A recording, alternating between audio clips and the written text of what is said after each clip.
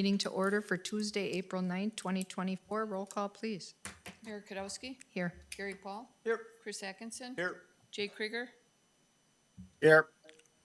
Mike Skiffington, Here. Corey Campbell. Here. And Jim Allen's excused. Please stand for the pledge. I pledge allegiance to the flag of the United States of America and to the republic for which it stands, one nation, under God, indivisible, with liberty and justice for all. Please remember our men and women throughout the world in uniform. I have no changes to the agenda. I need a motion to approve. Motion to approve. Second. Second.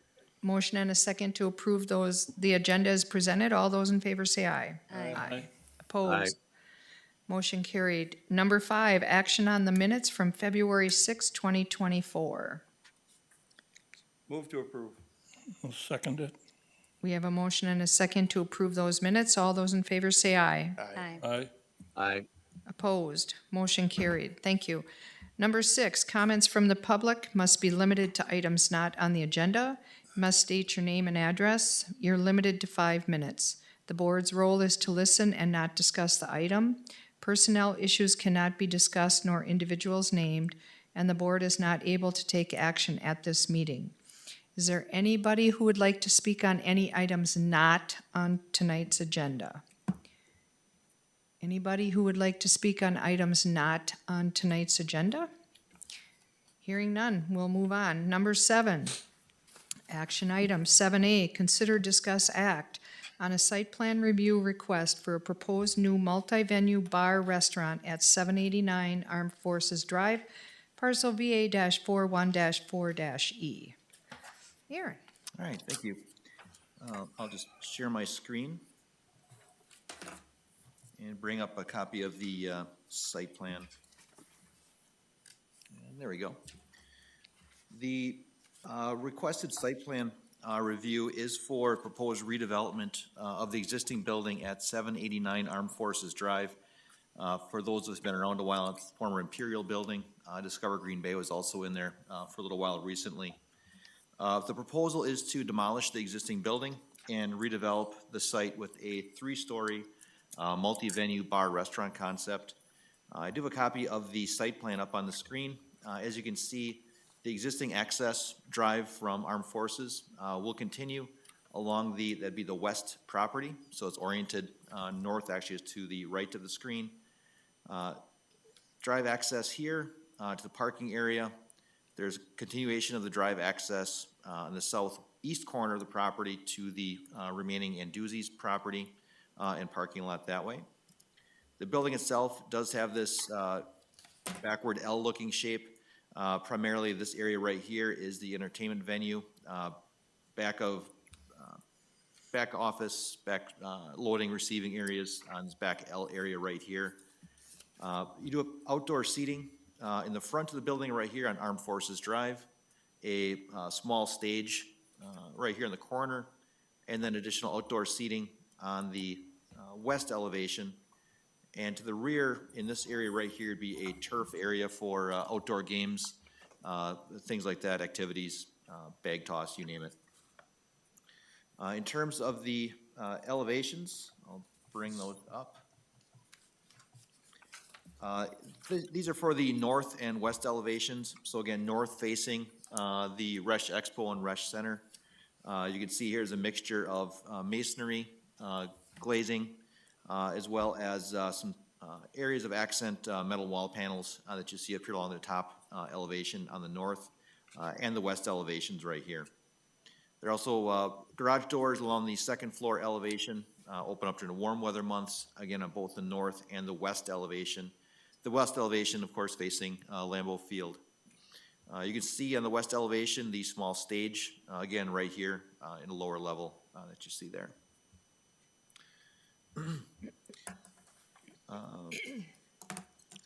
Because this property is within the Sports Entertainment or SE zoning district, it is a permitted use within that zone.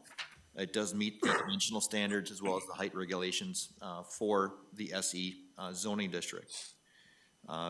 A formal parking plan was submitted with the proposal because again, in the sports entertainment and village center zoning districts, we do not have a minimum parking standard, as is traditional. We do have a requirement that the applicant for site plan submit a formal parking plan that demonstrates how they will accommodate parking most of the time. You know, of course, Packer games, so on and so forth, are kind of those one-offs that no one can really plan for on site. There's signage identified on the building that will be handled separately through our sign permitting process. In terms of recommended conditions of approval, there are a few pretty standard ones. Use of fully concealed fasteners for exterior wall panels. Screen any rooftop or ground mounted mechanical units visible from the property boundaries or public rights of way. Pave the path of egress from the door to the front patio along the east side of the building. And then to catch all, meet all applicable requirements of the Ashwaubenon site plan review and all other applicable village ordinances. From engineering, coordinate utility lateral replacements across Armed Forces Drive with our utility superintendent. Stormwater management, we do need to have new stormwater management plan submitted with calculations and details for sizing of the underground storage. From public safety, coordinate the fire department connection or FDC and Knox box location with public safety. From forestry, there's a note that there are 4 ginkgo street trees that are planted in the right-of-way. Requesting current and future plans preserve these trees, including installation of high-visibility fence to keep them from being damaged during demo and construction. From Bike and Ped, there's a bike rack identified on the site plan, and it's to meet the design standards of the Association of Pedestrian and Bicycle Professionals. At site plan, there was extensive discussion about off-street parking. I guess I'd probably have Pat and Andy representing the applicant and developer come forward, kind of present their parking again, like we discussed at site plan, to give the plan commissioners that background as well. Okay.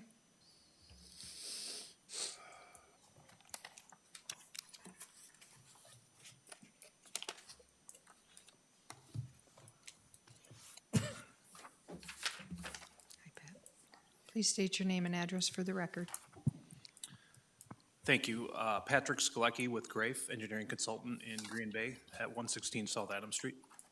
Andy Smansky, developing 789 Armed Forces Drive, 2295 Lost Dolphin Road, De Pere, Wisconsin. Thank you. What Andy and I will kind of summarize, I'll deal with some of the particulars about the project, details as far as parking accommodations on site, what we looked at from our parking strategy memo of areas within about 1/3 of a mile of the site, which we anticipate to be adequate walking distance for any of the patrons. And Andy will talk a little bit about the operations of the facility and how that would impact what we would expect to be a capacity of patrons. So the current site plan shows 143 parking stalls on the site. The sports and entertainment district, as Aaron had indicated, doesn't have a specific off-street parking requirement. So the parking study and the use of the facility is obviously important to evaluate that.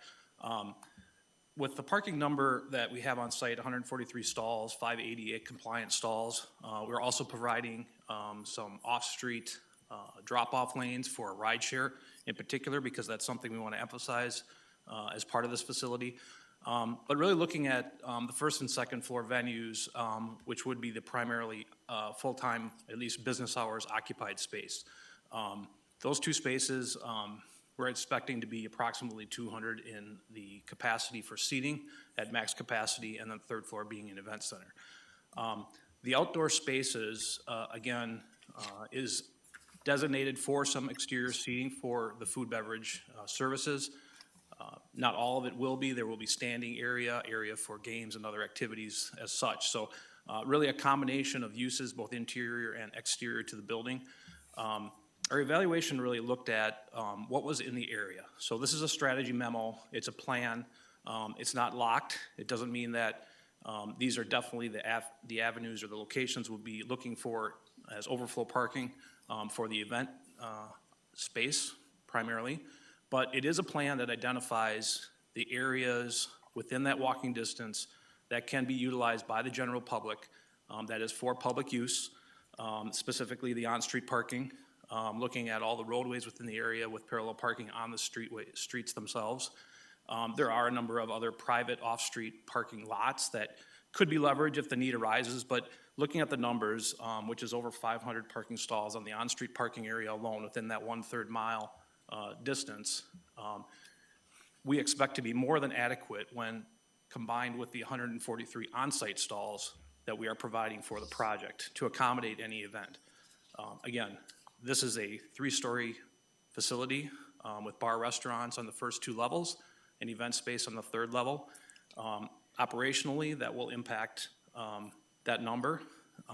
The expectation that the likelihood of all facilities being fully at capacity at the same time is low, but obviously that is the standard we are looking at in evaluating these numbers and these parking requirements. So from a strict standpoint of quantity, we feel that the capacity that is provided within the parking lot and the uses of the 1st and 2nd floor when compared to other similar districts, not sports entertainment where the numbers are defined, as a worst case, this would more than adequately accommodate the on-street parking or the off-street parking on a day-to-day basis for operations, with overflow parking similar to all the other facilities in the area that might have event spaces or large events during Packer games, events at the Resch Center or the Expo, or at the ball field down the street.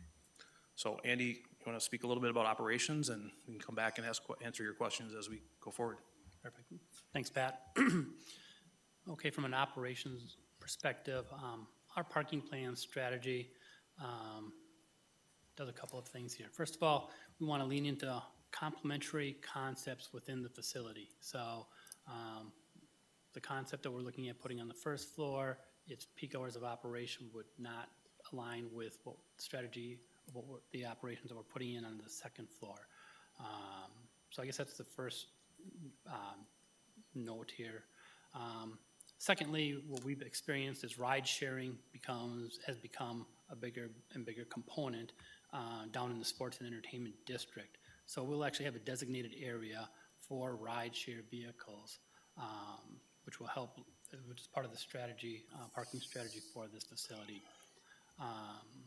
Next point is that there's 143 parking stalls on this property proper, but our adjacent property has another 157 parking stalls. So collectively, we're at 300 parking stalls available for us to flex based on the occupancy at any one time of the different concepts. And I think the last point that I wanted to share here is some of those calculations for seating capacities are based on both interior and exterior space. Our experience has been with the concept that we have down there currently, not both spaces are at capacity at any one given time. During the summer months, the capacity is pressed to the outside space.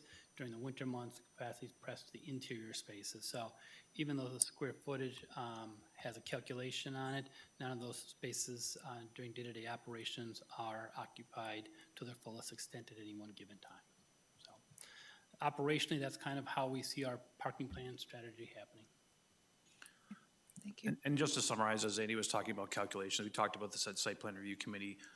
We looked at a worst-case scenario as really comparing this to a B3 district. And again, this is a comparison for whatever reason.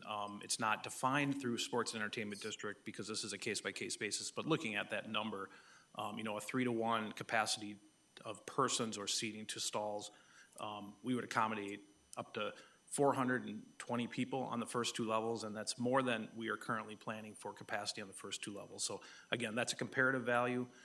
It's not defined within the sports entertainment district, but and it could be significantly less. It could be a 1-to-5 ratio in this event, in this space, depending on how it's being used.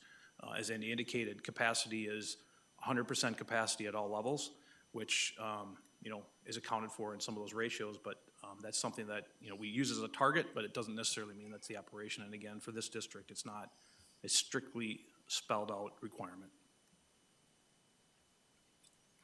Okay. Thank you. Does anybody have any questions? Number of employees in the 4 floors. On an average, I would guess we would probably have 50 Total. total. on any given shift, or total? Total, okay. Okay, anybody So else? what's your maximum, you keep, I keep catching that you're not telling us the maximum capacity for the event space on the third level. What do you anticipate there? Currently, we're working on some tenant space build-out layouts, but approximately 200 is what we're looking at per level. And it's a three-level building. All the three levels are stacked, so the square footages are very comparable between the three levels, other than some back-of-house minor differences, but effectively, that's a target number that we're looking at right now is 200 per level for the restaurants and the event space. So for your facility, you're talking 600 maximum capacity. I get your theory about it's going to be at different times and all that. I do understand that. But knowing that area and other events going on, I think for your backup plan to be relying on street parking, I don't see that being viable. Not if you're going to run this facility and try to maximize the profits and, you know, keep the events every weekend and during the week. And I really struggle with your parking concept.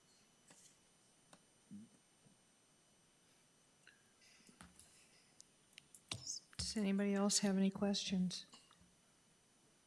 I brought up at site plan, I brought up the parking and, you know, the Packer game days, well, I'm down in that area, Packer game days, that's a 10 off, we'll call it. You know, you can't compare that to anything. And I also brought up the issue with the liquor license. And I said this at site plan, I like the project, but until those questions are answered, I'm gonna have to vote no, just because of the liquor license issue, so. Well, I've opened my mouth about parking too, in a different angle, but, I've already said that. You know, nice project. I like the location. I think there's a great future in what'll happen in that area with this beginning of, the project like this. It's gonna take time to do it. We all know Packers are gonna move on the other side, hopefully, soon, and that is all developable land as time comes, but. Oh, you're talking about the practice facilities, right? Yeah, Yeah, just okay. practice, just practice. Okay, But anyway, parking's always gonna be a problem. If you don't have people, you don't have to worry about parking. When you got parking problems, you know you got a lot of people, and that's what you want. People make this community run like it is. We're very fortunate to be doing what we're doing in the small area that we got. So, that's my 2 cents. I'd like to see things work out here. We know we got a few things to work on with yous, but, it's a great project to come into this area. okay. Does anybody else have any questions? Okay, All right, being on the site plan, we did approve it there. I'll, move it on, approve this to move it on to the meeting on, village board date. With staff conditions. Thanks. okay. I'll second it. Okay, we have a motion and a second to approve with staff conditions, but before we do that, I would like to ask if there's anybody that would like to make any comments about this, either for the or against. Okay, we need to open the floor, please. Make a motion to open the floor. I'll second that. Okay, Motion and a second to open the floor. All those in favor say aye. Aye. Aye. Opposed? Aye. The floor is open. Please state your name and address for the record. My name is Robert Watson, 1963 Holmgren Way, owner of Stadium View. I'm here right now on behalf of the 6 other businesses that are in the area that would be directly affected by this project. It would be the bar, D2's, Stadium View, Best Western, Quality Inn, and the other hotel directly behind us. Right now, on a normal Friday, Saturday night, We have approximately 30 to 31,000 square feet, and we have 500 parking stalls, and our parking lot is full. And people are having to park on the streets around us right now, and we have over 3 times the amount of parking that this project has, and approximately the same amount of square footage. As a whole, the other neighbors in the district are vehemently opposed to bringing another facility like this in with only 140 parking stalls that they have on site. This is gonna create numerous problems for us, whether we're gonna have to have a full-time parking attendant on, we're gonna have to deal with our customers being, having to deal with parking further away from our own businesses because there's another business that's gonna be taking up these stalls. And I think that it's pretty clear that they're dancing around their capacity versus their parking. And I think it was brought up in a pretty wise way that obviously they're doing this for profit, and saying that their capacity is only gonna be 200 people per floor. I think we all know better. We've all been involved with this in the past, and we know that 200 people in 10,000 square feet is not the nature of this business. And couple that on top of they are using a similar business, being Anduzzi's, as their overflow parking when they're in the same nature of business, just doesn't make sense, because they have a parking lot that it's at capacity, as we all do, and this is gonna be something that the village and all the businesses in the area are gonna be greatly affected by. And I'm just here on behalf of the 6 property owners to make our case that we are greatly opposed to this project. Okay. Thank you. Thank you. Is there anybody else who would like to make any comments about this project? Okay, hearing none, I need a motion to close the floor. So moved. Second? A motion and a second to close the floor. All those in favor say aye. Aye. Opposed? Motion carried. Thank you. Okay, we have a motion and a second on the floor to approve as presented with staff conditions. I stated before, and I stated this at site plan, that I like the project. I just need some of these questions answered before I can vote yes. And I would also concur with you, Mary. Okay. Any other comments? Did you say, can you say what you said before? So- I like the project, but what? I like the project, but we do need to figure out some of the parking. I know that, if you include all of the street parking plus their on-site parking, it comes to like 703. But I do have a few questions about that, but I would also have a question about the liquor licenses. So until I get those answered, I can't vote for it, so. Anyway, that's we need to work through that, so. So, can you change the proposal with your stipulation on it? Or is it up and down? No, the liquor license, I mean, that's all state statute, so we would have to work through that. So, there's no motion that we can make for that, so.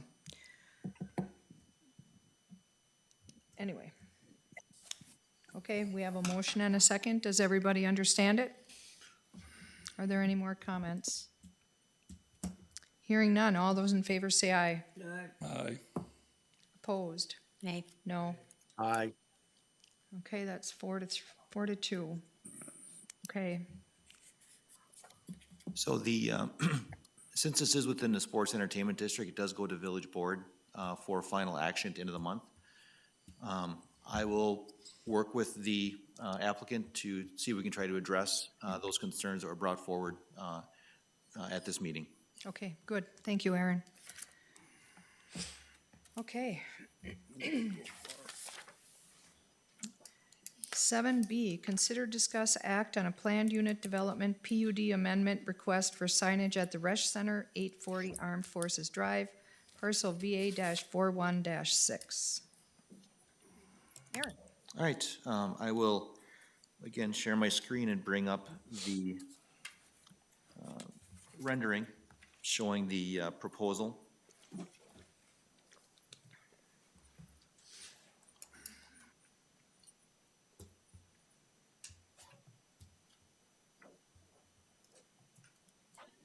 right. There we go. So the request is twofold. Currently, there is channel lettering on this fascia on the primary Resch Center vestibule.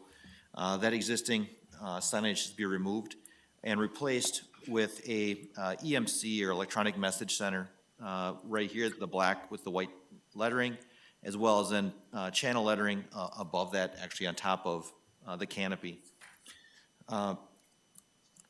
The intended primary use of the EMC is to be for wayfinding, providing information to people attending events at the Resch Center, Resch Expo, so on and so forth.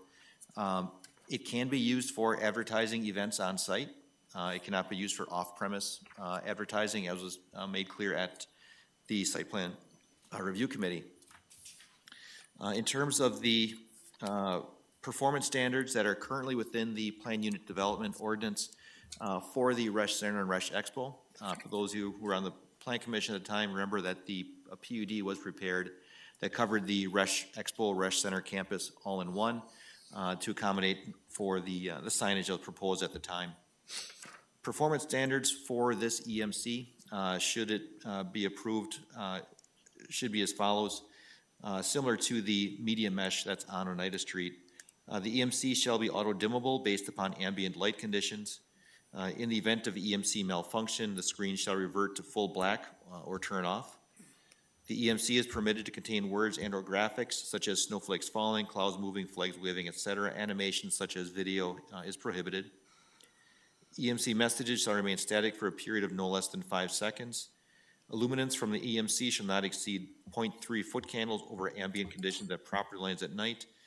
And sixth, the EMC shall be turned off if requested by Ashwaubenon Public Safety when responding to an incident in the vicinity or if necessary for traffic or safety purposes. One additional condition that should be attached to this is to include stamped engineering drawings to verify the canopy can support the sign and the snow load, since it is a change from what is currently on the canopy currently. We do have representatives of PMI Entertainment as the applicants. If you have any questions for them, I'm sure they'd be happy to answer them. Otherwise, I could answer any questions as well. At the site plan meeting, I think the only question we had was verbiage, when it's gonna be, how it's gonna be. Rather than me tell it, I'd like to have the people come up here and let us hear their saying on how the verbiage is gonna be used.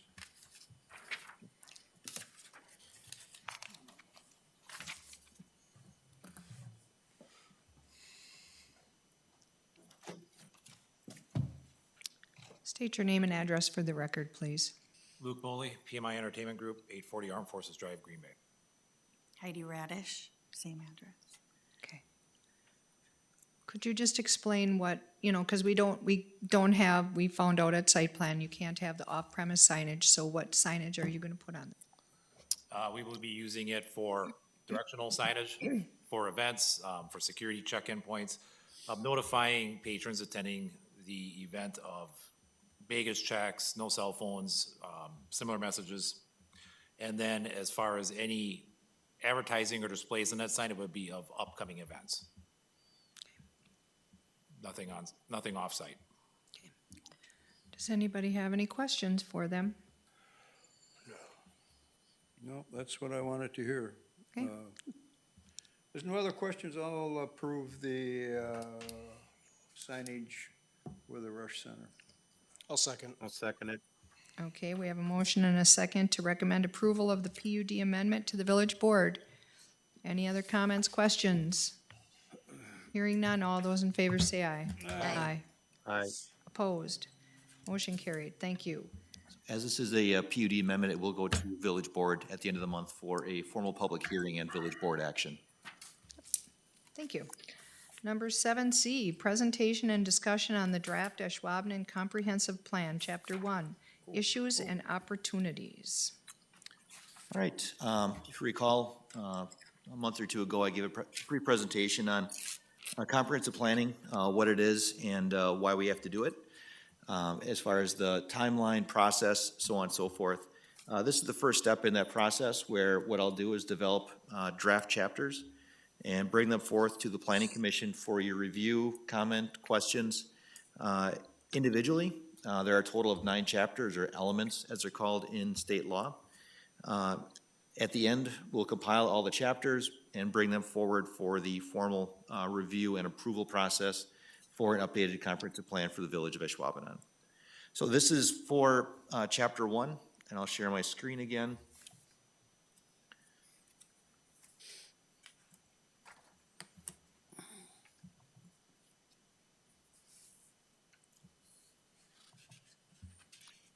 Bear with me while I open this up.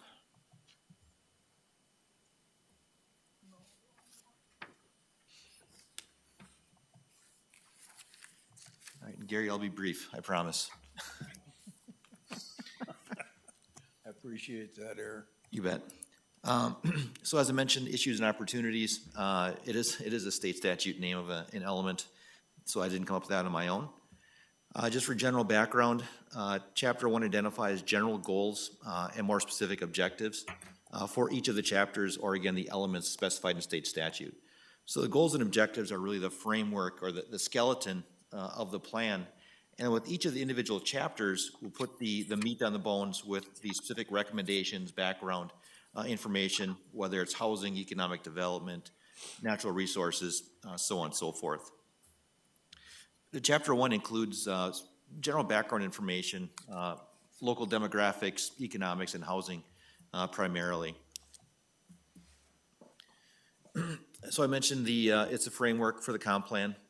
So within each chapter, we'll have the detailed recommendations or kind of policy statements based upon the chapter and input from the Plan Commission, survey that was done, visioning session that was performed, so on and so forth. We also take a look at existing planning documents the village has in place, such as past comprehensive plan, our strategic plan, bike ped plan, outdoor rec plan, and really other just sound planning principles that are specific to the village of Ashwaubenon. So I'll just list out the goals for each of the elements that are identified in this draft chapter.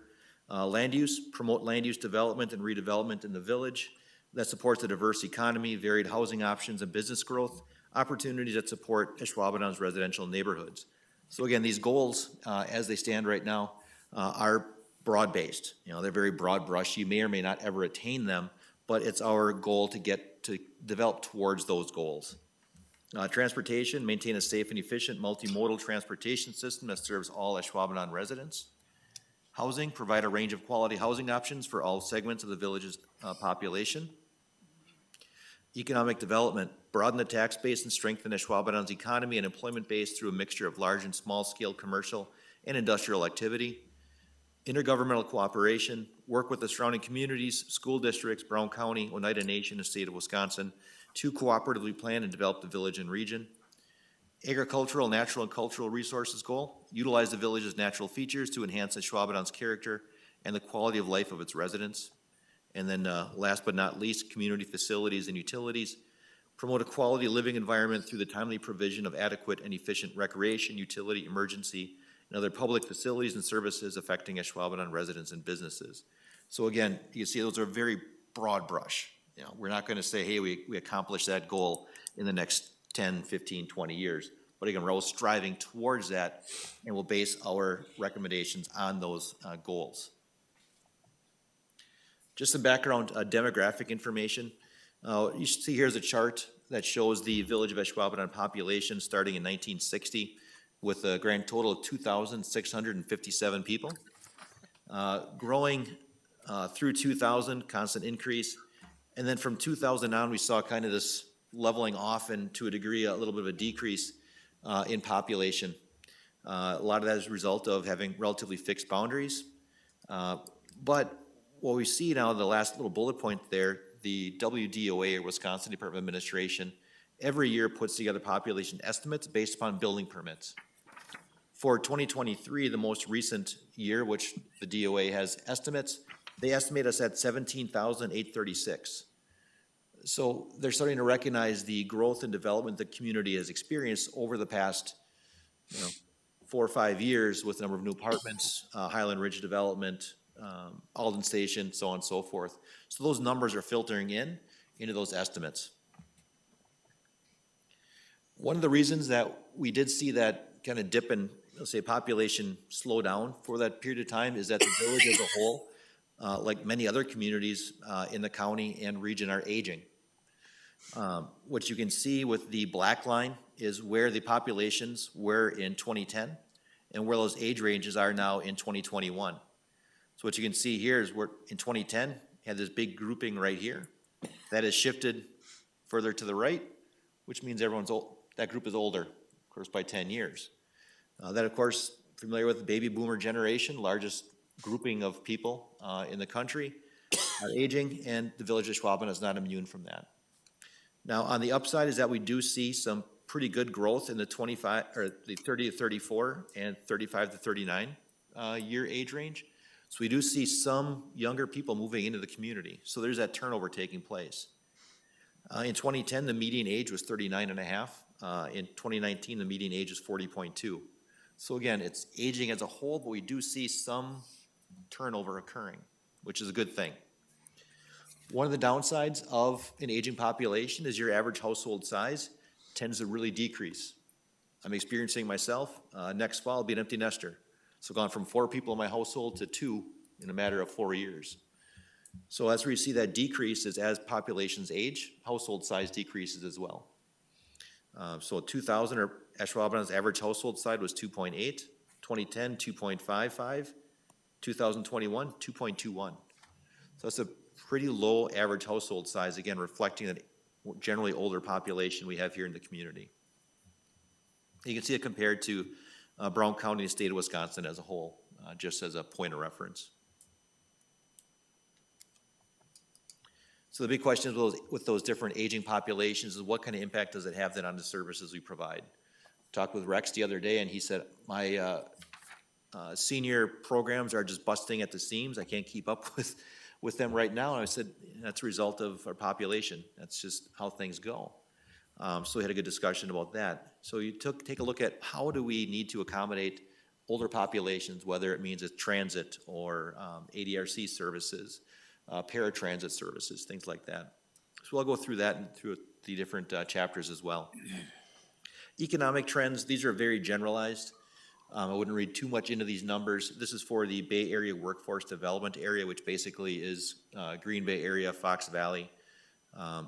And it takes a look at these industry sectors as a whole to get a general sense of what industries are really going to be growing over the next 10 years.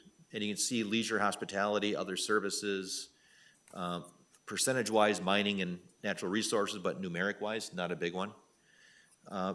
So you see there's general employment growth in the community, which is really good. There's just one segment of information, which is very small overall as a whole anyway, which will be decreasing. Not a big deal. So I think overall we're in good shape in terms of our population and employment growth. Based upon the population trends, Department of Administration prepares population projections.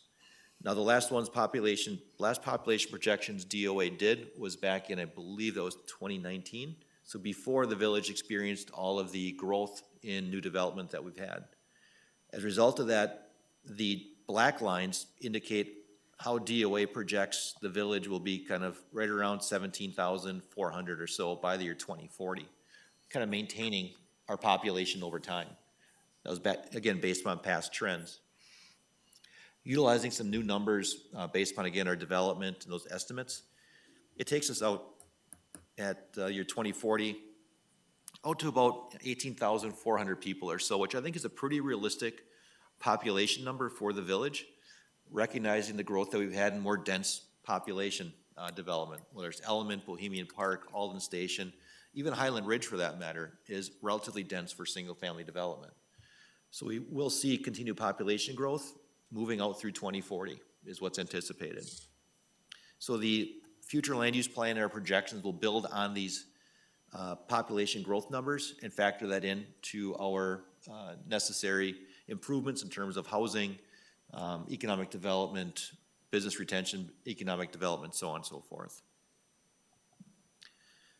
So it's always important, is something that I've done myself, is I need to take a step back once in a while and see from where we've came to where we are now. So this is, in 2016, I went on the magic of Google Street View and pulled up some photos of what we had going on in 2016 that has really changed. So you see the where the stadium is now. We have the old building right next door, the old Badger Ladder building on Mike McCarthy Way, vacant Menards building. Titletown had just started development, and this was the old Mack truck site. So looking at what's been going on in the village, again, in the past 8-9 years, there has been some profound change. And you, as plan commissioners, have been a huge part of that. So you see here, Bohemian Park, and again, these are just photos from over time. So Bohemian Park, we know, is constructed now. But this was just back in, that was probably 2018, I want to say. Bohemian Park was being constructed, first phase. The stadium was constructed. The Ashwaubenon Bridge. This is groundbreaking for the Commonplace, way back when. Titletown, first building for the Element, Lodge Kohler. And there's a few more. Highland Ridge Estates, Mike McCarthy Way reconstruction, expanded sidewalks. Resch Expo, everyone's wearing masks. Seems like a fever dream, doesn't it? The Berkshire Senior Housing Development. This is the Visitor Center, and I just put in Chick-fil-A because that was a big deal when they came in. So again, these are all things that have happened as a result, I don't want to say as a result of the 2016 comprehensive plan, but they happened through that process. The plan set the stage for that growth. So my hope and expectation is that this plan will also set that stage for continued growth for the next 10 years. Comp plan is 20 years in vision, but it's 10 years in reality, because in 10 years from end of this one, it'll have to be updated again. And hopefully someone at that point can look back and say, you guys accomplished a lot in that 10 years since our new plan has been created. So that was a lot of information really quick. Any questions at all on chapter 1, whether it's the goals, the objectives that are listed in there? And if you don't have anything right now, that's perfectly fine. You can always shoot me an email, call, say, hey, got a question on this objective, or what about this, adding this objective in there? This is not complete until it's adopted by the village board, probably a year from now or so. Aaron, I would just like to say thank you so much for doing this, because we put out an RFP to have the comp plan done, and Aaron thought that the prices were a bit too high, and so he decided to take this on himself. And you're a very, very busy man, and you finally are at full staff, but he does a wonderful job, and I thank you for that. Thank you, appreciate it. I agree with that 100%. And I think this whole village should be real proud of where we came from in those short years. Just so happens I get around a little bit to other communities, and I just shake my head and say, we got a lot of empty buildings here and nothing's happening in these communities. So I think we're fortunate to be as progressive as we are in developing the small area that we have. We don't have a lot of ground anymore to develop unless we tear something down and build it, so. We've had a lot of Thanks growth. to everybody in this project. Yeah, a lot of growth in 8 years. Thank you for coupling it all in different categories. About 10 years ago, I think in Brown County, we did this, we took a look at it. It seemed a little bit different than our statistics. I think we were looking at a growing young Brown County over the next 25 to 50 years. And so it's interesting what role we're playing in that conjecture of that. So I really appreciate how you've structured this, and it helps us kind of take a look at what our populations are now, what they could be, and how to plan for that. So it really helps, Aaron, thank you. Welcome.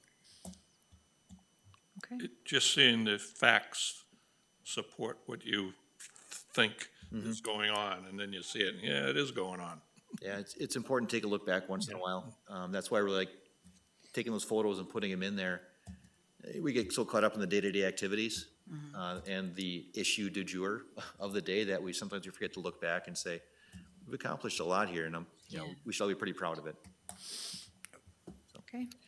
Aaron, I would just like to make the comment that this is very detailed.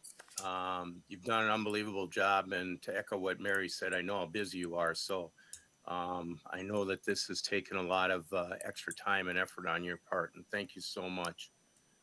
The only area, and you're probably knowing what I'm going to say, in the economic development area, that goal, I would really like to see something in there about development of the riverfront.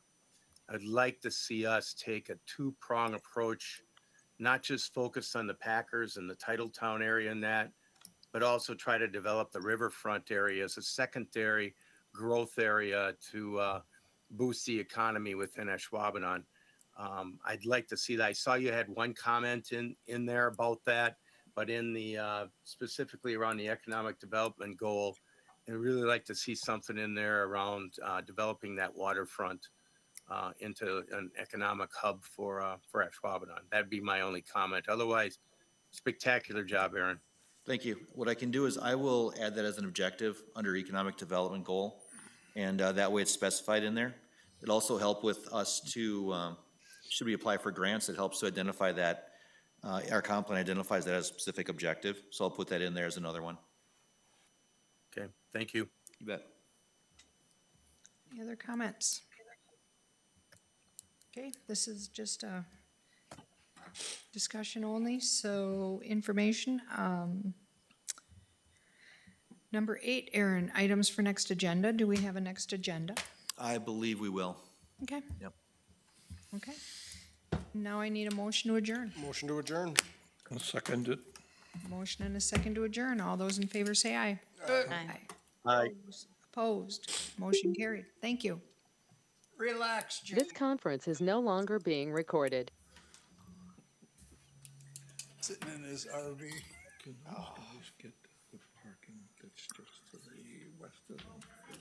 Like the parking for the Packers? Yeah, but Aaron, This field? the trends then that they were trend they- casting they- were like Oh, this use it. becoming younger, generations and Is that- technology that's and how not to support included in the technology. 143? And it's so interesting that our So community this is is an the addition. one I never thought would be like the one They're that would using it be, as an kind addition. of like senior community, but you see people moving into here because of the quality of living. You know, he's That's why- faced with a lot of uncertain issues. Yeah, I don't know where it's going. yeah, You know, I'm It's a nice looking idea. I know.